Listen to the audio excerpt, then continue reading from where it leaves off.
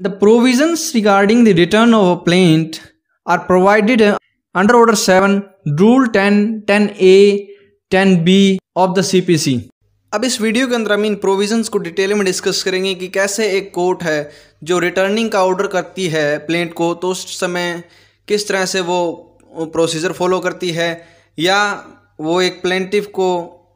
क्या डायरेक्शन देती है regarding the appearance in the proper court, और डिफेंडेंट को इसके रिगार्डिंग क्या डायरेक्शंस हैं या अपीयरेंस के रिगार्डिंग क्या नोटिस वगैरह दिए जाते हैं। तो इन सभी टॉपिक्स को इस वीडियो में हम डिटेल में डिस्कस करेंगे, तो वीडियो को एंड तक ज़रूर देखें। और अगर आपने अभी तक इस चैनल को सब्सक्राइब नहीं किया है तो नीचे दिए गए रेड कलर के बटन को दबा करके चैनल को सब्सक्राइब कर लें और नोटिफिकेशन बेल भी दबा लें, ताकि जब भी नई वीडियो अपलोड हो तो आपको उसका नोटिफिकेशन मिल जाए और आप कोई भी वीडियो मिस ना करें। ये प्रोविजंस क्या कहते हैं कि the court if it found, क्या फाउंड कर जाए कि that it does not have a jurisdiction in the suit, एक शूट के अंदर उसकी ज्यूरिडिक्शन नहीं है कोर्ट की, तो वो क्या कर सकती है, can return by an order, एक ऑर्डर के द्वारा उसको रिटर्न कर सकती है कि that the plaint should be presented in the proper court, यानी कि उस प्लेंट को उस कोर्ट, एक प्रॉपर कोर्ट के अंदर प्रेजेंट किया जाए जिसके पास उस प्लेंट को ट्राई करने की ज्यूरिडिक्शन है। यहाँ पे डिफेक्ट क्या है ऑफ ज्यूरिडिक्शन, वो क्या हो सकती है, कैन बी टेरिटोरियल, पिक्यूनरी और सब्जेक्ट मैटर के रिगार्डिंग, यानी कि ज्यूरिडिक्शंस की जो डिफेक्ट हैं वो टेरिटोरियल भी हो सकती है, पिक्यूनरी भी हो सकती हैं, यानी कि पिक्यूनरी लिमिट्स के रिगार्डिंग, या कोई सब्जेक्ट मैटर के रिगार्डिंग भी हो सकती है। तो ऐसे केस के अंदर वो कोर्ट जिसके अंदर वो प्लेंट प्रेजेंट की गई है वो उस प्रेजेंट को एक ऑर्डर के साथ में रिटर्न कर सकता है कि उस प्लेंट को वो प्रेजेंट किया जाए एक प्रॉपर कोर्ट के अंदर। अब रिटर्न ऑफ प्लेंट क्या है? रिटर्न ऑफ प्लेंट क्या है? Return of plaint means a court found, क्या पाती है कि इन एनी शूट जो कि प्रेजेंटेड है before it has no jurisdiction to try it, यानी कि उस कोर्ट को उस शूट को ट्राई करने की ज्यूरिडिक्शन नहीं है, देन वो कोर्ट क्या करेगी, बाय एक ऑर्डर के द्वारा, किस चीज का order, order of returning of the plaint में रिटर्न कर सकती है उस प्लेंट को to be presented to the proper court, यानी कि प्रॉपर कोर्ट में उस प्लेंट को प्रेजेंट किया जाए ताकि उस प्लेंट को एक प्रॉपर कोर्ट के द्वारा ट्राई किया जाए और जस्टिस किया जा सके। तो यहाँ पर जो कोर्ट है वो प्लेंट को रिटर्न है वो रूल 10 के अंदर कर सकती है, 10 सब रूल 1 के अंदर। अब क्या कहते हैं कि रूल 10 सब रूल 2 जिसमें कहा गया है कि जब एक कोर्ट है उस प्लेंट को रिटर्न करती है तो उसके साथ में वो क्या प्रोसीजर फॉलो करेगी। इसमें क्या है कि जब on returning of a plaint की रिटर्निंग ऊपर कोर्ट क्या इज रिक्वायर्ड टू एंडोर्स,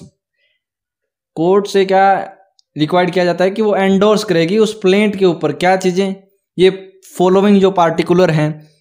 जो कि रूल 10(2) के अंदर मेंशन किए गए हैं उनको उस प्लेंट के ऊपर एंडोर्स करेगी, यानी कि डेट ऑफ प्रेजेंटेशन, यानी कि जिस दिन वो प्लेंट है वो प्रेजेंट की गई है। नंबर 2 डेट ऑफ रिटर्निंग, यानी कि किस दिन वो है जो ऑर्डर हुआ है रिटर्निंग का उसकी डेट। थर्ड क्या करेगी कि name of the party which presented the plaint, यानी कि जिस पार्टी ने वो प्लेंट को प्रेजेंट किया उस पार्टी का name. And fourth reason for returning of the plaint, यानी कि उस कोर्ट ने उस प्लेंट को क्यों रिटर्न किया है उसका रीजन उस प्लेंट के ऊपर में एंडोर्स करेगी वो कोर्ट। नेक्स्ट क्या कहता है, grounds for return of a plaint, किन ग्राउंड्स के ऊपर एक प्लेंट को रिटर्न किया जा सकता है। तो यहाँ पर कोर्ट है इन फॉलोइंग ग्राउंड्स के ऊपर एक प्लेंट को है वो रिटर्न कर सकती है। फर्स्ट क्या है, कोर्ट हैज नो ज्यूरिडिक्शन, यानी कि कोर्ट के पास कोई ज्यूरिडिक्शन नहीं है उस प्लेंट को ट्राई करने की, तो ऐसे केस में वो कोर्ट है जो उस प्लेंट को रिटर्न कर सकती है। Term jurisdiction refer to the legal authority to do justice in accordance with the means provided by the law and subject to the limitation imposed by the law, and the court should return the plaint when it has no jurisdiction to try it,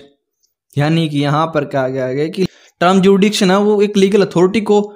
refer करती है, जिसमें क्या है कि वो justice करना in accordance with the means, जो कि मीन्स प्रोवाइड किए गए हैं लॉ के द्वारा, उनके अकॉर्डिंग एक जस्टिस प्रोवाइड करना। And subject to the limitations, उन लिमिटेशन के अधीन जो कि लॉ के द्वारा इम्पोज की गई है। तो यहाँ पर अगर उस कोर्ट के पास वो मीन्स नहीं है, लॉ के द्वारा प्रोवाइड नहीं किए गए, यानी कि वो उसकी जो ज्यूरिडिक्शन है उन लिमिटेशंस या जो भी मीन्स हैं उनसे बियॉन्ड है वो प्लेंट, तो ऐसे केस के अंदर वो कोर्ट है उसको क्या करना चाहिए, रिटर्न करना चाहिए उस प्लेंट को। कब, जब उसके पास वो जुरिडिक्शन नहीं है। ये है हमारा फर्स्ट ग्राउंड। सेकंड ग्राउंड क्या कहता है कि ऑब्जेक्शन टू जुरिडिक्शन। अब सेकंड में क्या कहता है कि अगर कोई पार्टी टू द सूट, यानी कि पार्टी है कोई सूट की, उसको कोई ऑब्जेक्शन है किसके बारे में, as to the jurisdiction of the court, तो वहां पर कोर्ट में क्या कर सकती है, रिटर्न कर सकती है उस प्लेंट को। यानी कि एक पार्टी है जिसको कोई ऑब्जेक्शन है regarding jurisdiction of the court, और कोर्ट उसके ऊपर कंसिडर करने के बाद में उसको डीम फिट समझती है, यानी कि वो उसका जो ऑब्जेक्शन है वो प्रॉपर है एज पर द लॉ, तो ऐसे केस के अंदर वो कोर्ट है उस प्लेंट को रिटर्न कर सकती है। ये था second ground.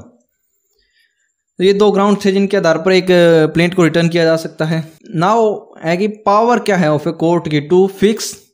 The date of appearance in a court, एक कोर्ट के अंदर वेयर, जहां पर प्लेंट क्या है, is to be filed in a proper court after its return, यानी कि रिटर्न्स का ऑर्डर हो चुका है, एक प्लेंट को रिटर्न कर दिया है कोर्ट ने, कहां पर फाइल करने के लिए, एक प्रॉपर कोर्ट के अंदर। तो ऐसे केस के अंदर जो कोर्ट है रिटर्न कर रही है उसके पास एक पावर है फिक्स करने के लिए क्या, एक डेट ऑफ अपीयरेंस उस कोर्ट के अंदर। Its mean where in any suit, जहां पर किसी भी सूट के अंदर after the defendant has appear, defendant appear हो चुका है, और कोर्ट के ओपिनियन क्या है कि जो प्लेंट है शुड बी रिटर्न, किस वजह से, due to the non jurisdiction, non jurisdiction की वजह से उस प्लेंट को रिटर्न किया जाना चाहिए। तो यहां पर क्या है कि it shall be, before doing so intimate क्या करेगी court its decision to the plaintiff, तो ऐसा करने से, यानी कि प्लेंट को रिटर्न करने से पहले जो कोर्ट है वो इंटीमेट करेगी प्लेंटिफ को। ये हमारा रूल 10A का सब रूल 1 कहता है। अब देखते हैं कि सब रूल 2 क्या कहता है। सब रूल 2 कहता है कि on receipt of a notice, notice है जो उसका रिटर्निंग के रिगार्डिंग प्लेंटिफ को रिसीव हुआ है,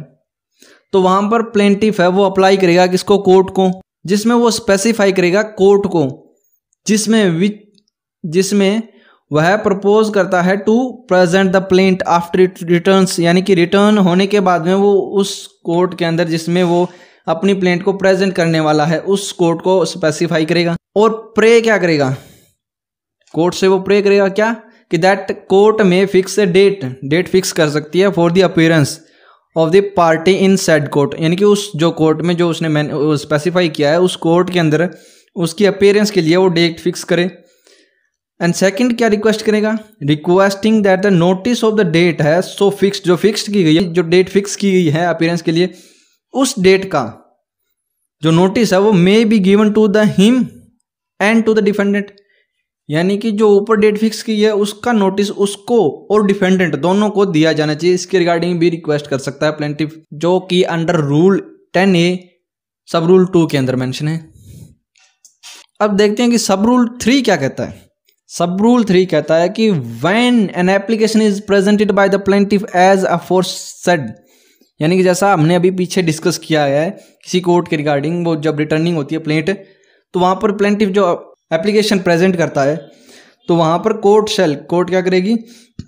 बिफोर रिटर्निंग द प्लेंट को रिटर्न करने से पहले, note with standing that the order for the return of a plaint was made by it on the ground that it has no jurisdiction on the matter prescribed in the plaint, यानी कि उस order के बावजूद, जिसमें क्या ground था कि उसके पास कोई जुरिडिक्शन नहीं है उस मैटर को ट्राई करने के रिगार्डिंग, जो कि प्लेंट के अंदर एक मैटर है जो प्रिस्क्राइब किया गया है उसके ऊपर, तो वहां पर कोर्ट क्या करेगा, कोर्ट करेगा एक फिक्स कर देगा क्या, डेट, किस लिए, for appearance of the party in the court in which the plaint is proposed to be presented, जिसके अंदर वो प्लेंट है अभी प्रेजेंट होने वाली है रिटर्निंग के बाद में, उसके रिगार्डिंग वो डेट फिक्स कर देगा। और क्या करेगा, give to the plaintiff and defendant notice of such date of appearance, उस अपीयरेंस के लिए उसका नोटिस है जो डिफेंडेंट को और प्लेंटिफ दोनों को देगा, जो कि रूल 10A सब रूल 3 कहता है। नेक्स्ट क्या कहता है,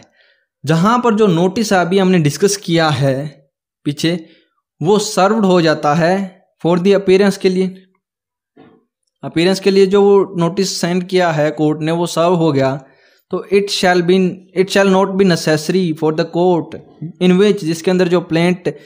प्रेजेंटेड आफ्टर इट्स रिटर्न, यानी कि जिस कोर्ट के अंदर जो रिटर्न होने के बाद में फिर से प्रॉपर कोर्ट के अंदर जो प्लेंट है प्रेजेंट की गई है, तो उसके लिए यह नेसेसरी नहीं होगा क्या, to serve the defendant with the summon, यानी कि डिफेंडेंट को एक सम्मन सर्व करना, किस लिए, for the appearance of in the suit के अंदर अपीयरेंस के लिए। कब तक, अनलेस, जब तक कि जो कोर्ट है for the reason to be recorded otherwise direct, यानी कि किसी स्पेशल रीजन या किसी अदर रीजन के लिए कोर्ट ऐसा नेसेसरी ना समझे, तब तक वहां पर सम्मन की कोई जरूरत नहीं होती। अगर वो ऐसा करेगी तो उसको वो, अगर कोर्ट सम्मन करती है तो वहां पर वो उसका रीजन है वो रिकॉर्ड करेगी। ये हमारा रूल 10A सब रूल 4 कहता है। अब रूल 10B क्या कहता है? रूल 10B प्रोविजन प्रोवाइड करता है power of the appellate court के रिगार्डिंग, जो कि क्या है, to transfer the suit to the proper court. This rule has been added, यानी कि ये रूल ऐड किया गया है ऑर्डर 7 के अंदर।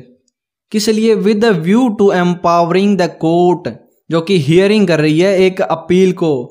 अपील किस चीज के against the order of the returning of a plaint, to direct that, क्या डायरेक्ट करने के लिए, instead of plaint being return, यानी कि प्लेंट को रिटर्न करने की बजाय द शूट है वो may be transferred to the court in which it should have been instituted,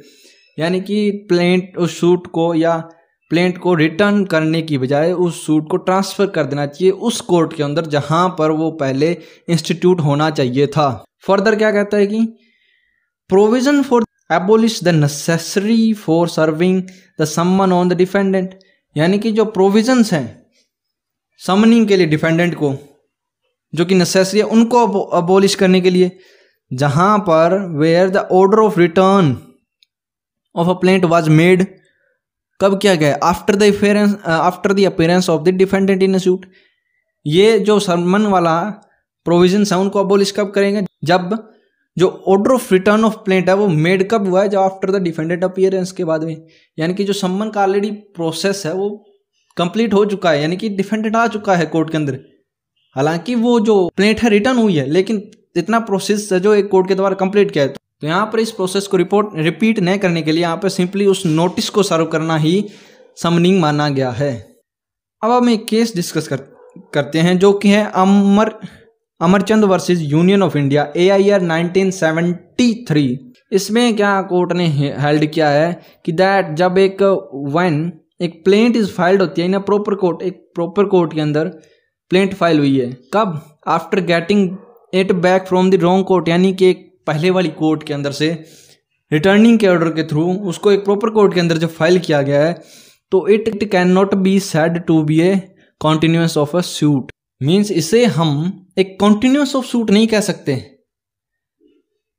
and जो सूट है must be deemed to be commence when the plaint is filed in a proper court. Means